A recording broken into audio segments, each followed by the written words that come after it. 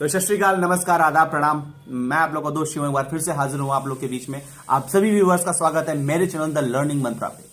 तो the learning मंत्रा जहां आप लोग को सीटेट और यूपीटेट के अन्य तरह के कंटेंट अवेलेबल करा रही है, उसी के साथ साथ हमारे देश में हो रहे व्यापक घटनाओं के रोचक तथ्यों से भी आपको रूबरू कराती है। तो आज मैं आप लोग के बीच हाजिर हूं, आज हमारे देश के सबसे गहन और सबसे इंपॉर्टेंट मुद्दे के साथ, वो है किसान आंदोलन। जैसा कि हम आप सभी देख पा रहे हैं कि हमारी दिल्ली, राजधानी दिल्ली को पूरी तरह से ऑक्युपाइड कर लिया गया है, उसे एक तरह से किडनैप कर लिया गया है। ऐसा क्या हो गया, ऐसी कौन सी समस्याएं आ गई जिसके कारण किसान आज देश का सबसे शांत रहने वाला तमगा, देश का सबसे शांत रहने वाला जो संप्रदाय है, आज वो रोड पर है। अपनी मूलभूत आवश्यकताओं के लिए, अपने अधिकारों के लिए आज वो देश के सामने खड़ा है, देश के राष्ट्र के सरकार के विरोध में खड़ा है। तो क्यों सरकार की ऐसी कौन सी नीति आ गई जिसका विरोध आज किसानों को करना पड़ रहा है? ये राजनीतिक तुष्टिकरण का एक जरिया है, या फिर वास्तविक घटना है, या फिर ये वास्तव में किसानों के हक छीनने की कोशिश है? तो इस सब की इन सारे सवालों के जवाब लेने के लिए मेरे साथ जुड़े रहिए, अंत तक वीडियो को देखिए, चैनल को लाइक करिए, सब्सक्राइब करिए और ज्यादा से ज्यादा शेयर करिए। सबसे पहले हम बात करेंगे कि किसान जिसकी मांग कर रहे हैं वो क्या है। किसान मांग कर रहे हैं एमएसपी, जिसके खत्म होने का डर किसानों को सता रहा है। एमएसपी क्या है? Minimum support price. The full form of the MSP is minimum support price. Minimum support price यानी अब आपको मैं लेके चलूंगा 1960 तक के दशक में। 1960 तक के दशक में भारत में किसानों के प्रति ऐसी कोई व्यवस्था नहीं थी जहां पर उनके द्वारा उगाए गए जो अनाज होते थे, वो दलहन हो, वो तिलहन हो, या फिर वो फल हो, वो सब्जी हो, या फिर वो धान हो, या फिर वो गेहूं हो, किसी प्रकार की किसी का या अनाज का कोई भी तय मूल्य फिक्स नहीं था, जिससे लेके किसानों को बार बार समस्याएं आती थी। 1960 के दशक के दौरान एक बार किसानों ने इसके प्रति उग्र आंदोलन किया था। वो आंदोलन इतना बड़ा था कि जहां सरकार को तब की कार्यान्वित सरकार कांग्रेस ने इसके लिए एक बिल पारित किया था। 1963 में एमएसपी का बिल प्रस्तावित किया गया था और 1964-65 में इस बिल को स्वतंत्र पूर्ण रूप से वरीयता मिली थी और 65 में ये बिल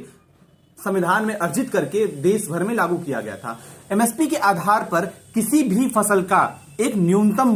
मूल्य तय किया जाता है, जिसका आधार यह होता है कि यदि किसी फसल की उपज आवश्यकता से ज्यादा हो गई हो तो भी किसान का नुकसान ना होते हुए उसके लिए न्यूनतम मूल्य दर तय की जाती थी, जो किसानों को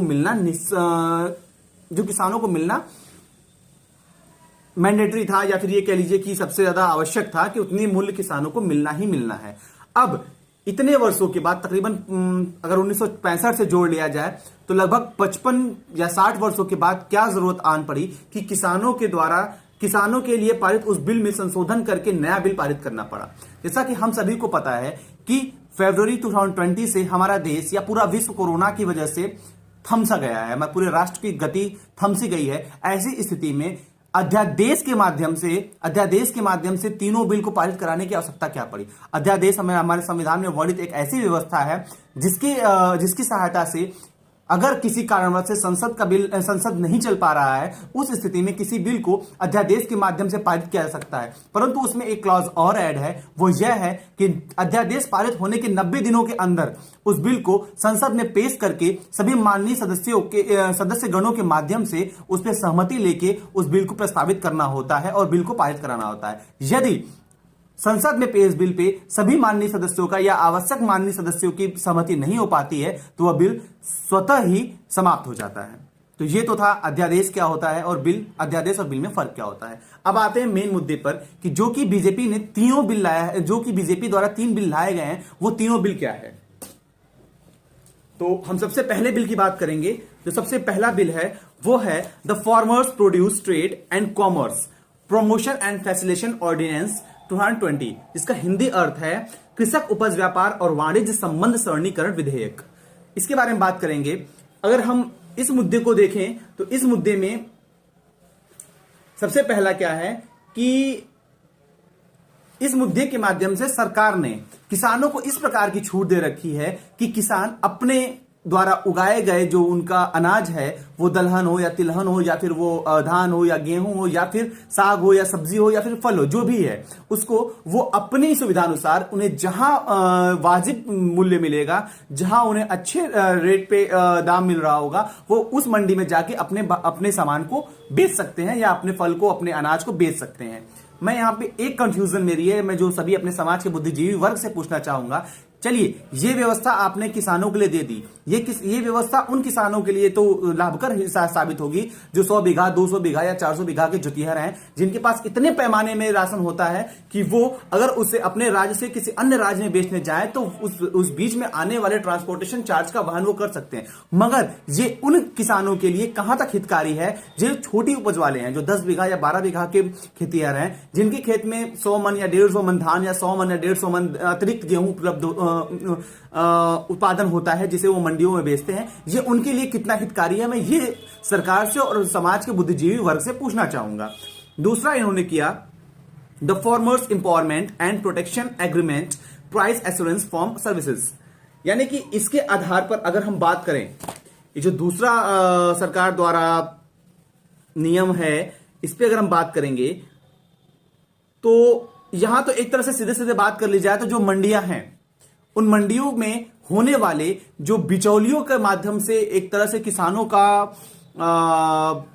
शोषण होता है वो समाप्त हो जाएगा। तो मैं सरकार से और फिर से बुद्धिजीवी वर्ग से पूछना चाहूंगा कि पहले तो बिचौलिए कौन है, उनकी परिभाषा सरकार जो है वो स्पष्ट कर दे कि बिचौलिए आप कह किसे रहे हैं। वो एजेंट यदि बिचौलिए हैं जो किसान की फसल को उनके घर से उठा के मंडी तक ले जाने का काम करते हैं तो कहीं ना कहीं आप उनकी सुविधाओं को मारने का काम कर रहे हैं। लेकिन यहां पे बिचौलियों का एक नकारात्मक पहलू है जो मैं आपको बताना चाहूंगा। वो नकारात्मक पहलू ये है कि एक किसान जो अपने फसल को लेकर मंडी तक पहुंचता है, उसकी किसान 10 क्विंटल 20 क्विंटल 25 क्विंटल उसकी जितनी भी अनाज होते हैं वो उसे तौलवाने के लिए अब उस एजेंट के इर्द गिर्द घूमता है। सुबह से पहुंचा हुआ किसान 20 बार उस एजेंट के पास जाके निवेदन करता है कि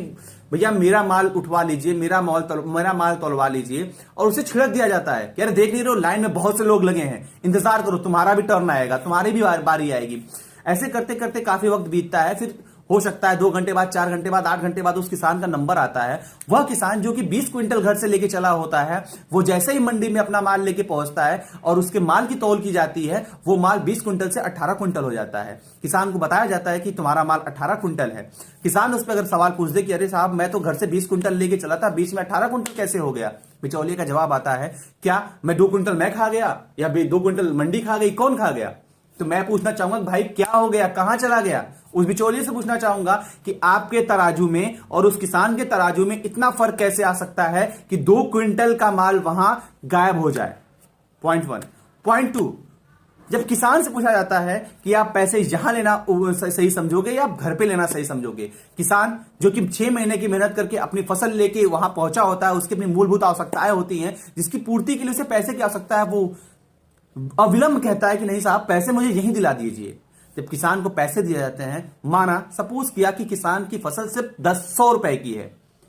एक किसान की फसल सिर्फ 100 रुपए की है और उसे अब उस पर भी टैक्स देना होगा। वो भी टैक्स 3 भागों में। 3% का टैक्स किसान देगा ग्रामीण विकास पे, 3% का टैक्स देगा बाजार विकास पे और 3% का टैक्स देगा आढ़त विक्रेता को। यानी कि 100 रुपए में किसान ने 8.5 रुपए टैक्स भर दिए। क्यों भर दिए? मैं ये सभी बुद्धिजीवी वर्ग से पूछना चाहूंगा कि एक किसान जो कि इतनी मेहनत करता है, सर्दी की सर्द रातों में उठ के अपने खेतों में पानी भराता है, यूरिया डाई खाद हर चीज अपने पैसों से खरीद के वहां देता है, आज वो किसान टैक्स पे क्यों कर रहा है? बड़े आराम से लोग कहते हैं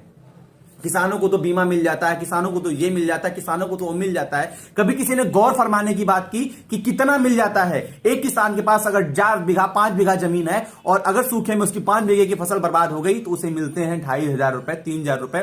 पर बीघा के हिसाब से। 10,000 रुपए में क्या किसान इतना अनाज खरीद सकता है कि अपने पूरे परिवार का भरण पोषण कर सके? गौर से ये हमारे और आपके सोचने की बात है कि हम और आप कहां हैं। दूसरी बात मैं आपसे कहना चाहूंगा जो सबसे गंभीर मुद्दा है और इसे बहुत ध्यान देने की जरूरत है, एक राज्यसभा का सदस्य या फिर एक लोकसभा का सदस्य जो कि हमारे आपके द्वारा हमारे आपके वोट के माध्यम से वहां तक पहुंचा होता है, वो विधायक या सांसद बना होता है, जैसे ही वो एक दिन के लिए विधायक बने या एक दिन के लिए भी सांसद बने, उसके तमाम प्रकार के टैक्सेस माफ कर दिए जाते हैं। उसे फोन बिल फ्री मिलता है, टोल प्लाजे पे उसे 1 रुपए टैक्स नहीं देना होता, उसे फोन का बिल फ्री मिलता है, उसकी यात्रा का पूरा विवरण फ्री होता है, उसके खानदान में अगर कोई ट्रैवल कर रहा है उसे फ्री में यात्रा कराई जाती है। किस बात की? वो सांसद हमारे देश के लिए क्या कर रहा है, वो सांसद हमारे देश के विकास में कौन सा सहयोग कर रहा है, मुझे इसका विस्तृत जानकारी कोई भी बुद्धिजीवी वर्ग दे सकता है तो स्वागत है, मैं इंतजार करूंगा। अब बात करेंगे कि सांसद या विधायक या किसान की ये मूलभूत आवश्यकताओं में इतना फर्क क्यों है। क्या वो हमारा जनप्रतिनिधि है, हमारे द्वारा चुन के भेजा गया है, इसलिए उसे इतनी सहूलियत देना लाजमी है, या फिर हम किसान होके जो खेतों में दिन रात मेहनत करके राष्ट्र के विकास के लिए इतना ज्यादा मेहनत करके सबसे आवश्यक जो मूलभूत आवश्यकता होती है हमारे समाज की, भोजन, उसे उपजाते हैं, उसके एवज में हमें हर तरह के टैक्सेस भरना पड़ता है। तीसरा, इन्होंने एक इसमें बिल पारित कराया है, वो है the essential communities amendment ordinance. इसका हिंदी में नाम है बिल, जिसका हिंदी नाम आपको मैं बताना चाहूंगा कि है आवश्यक वस्तु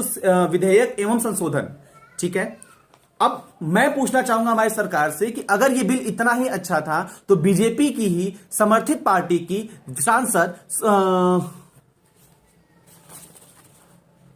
मैं उनका नाम एक बार स्पष्ट कर दूं, मैं कंफ्यूज हो रहा हूं, हरसिमरत कौर, इस बिल के पारित होते ही हरसिमरत कौर जी ने इस्तीफा दे दिया था। यदि यह बिल इतना ही हितकारी था तो किसानों के पक्ष में कौर जी ने इस्तीफा क्यों दिया, आपके सांसद ने इस्तीफा क्यों दिया, यह मैं सवाल पूछना चाहूंगा। तीसरा, जो मैंने आपको बिल बताया, उस बिल के माध्यम से किसानों को जो किसानों की जमीन है उसे जो कंपनीज है, जैसे लेज हो गई, पतंजलि हो गई, अंकल चिप्स हो गए, ऐसे बहुत सारी कंपनीज हैं जो क्या करती है, पहले एक्वायर कर लेती हैं और उन्हें उनके खेत पे लगाए जाने वाले फसल का पहले एक मूल्य तय कर देती हैं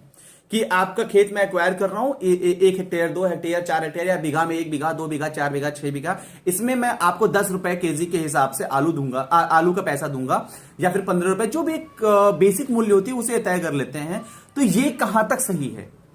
ये फंडामेंटल राइट्स किसानों के लिए कहां तक सही होगा, मैं ये आपसे जानना चाहता हूं कि अगर किसान के खेत में उपजा हुआ आलू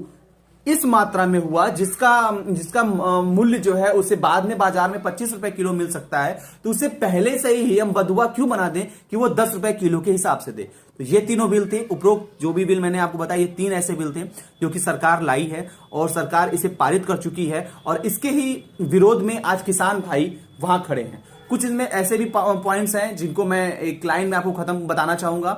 कि कहीं इस आंदोलन के पीछे राजनीतिक तुष्टीकरण नहीं है, कहीं इस आंदोलन के पीछे एक ऐसी शक्तियां तो काम नहीं कर रही जो राष्ट्र को विभिन्न छिन्न छिन्न भागों में विभाजित करना चाहती हैं, या फिर यदि ये बिल इतना ही अच्छा है तो इस पे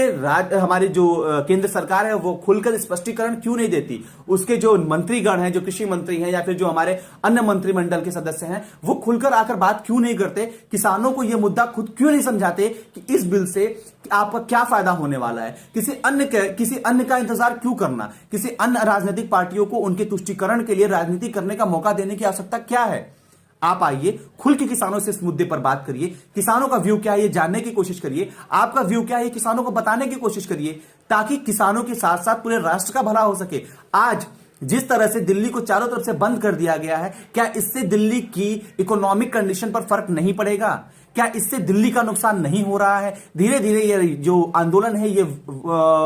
बड़े लेवल पे फैल रहा है, तो क्या इससे राष्ट्र का नुकसान नहीं हो रहा है। इन सारे सवालों के साथ मैं अपनी वाणी को यहीं विराम दूंगा और आप सभी की राय जानना चाहूंगा कि कहां तक मेरा व्यू सही है और कहां तक मेरा व्यू गलत है। थैंक यू, शुक्रिया, धन्यवाद।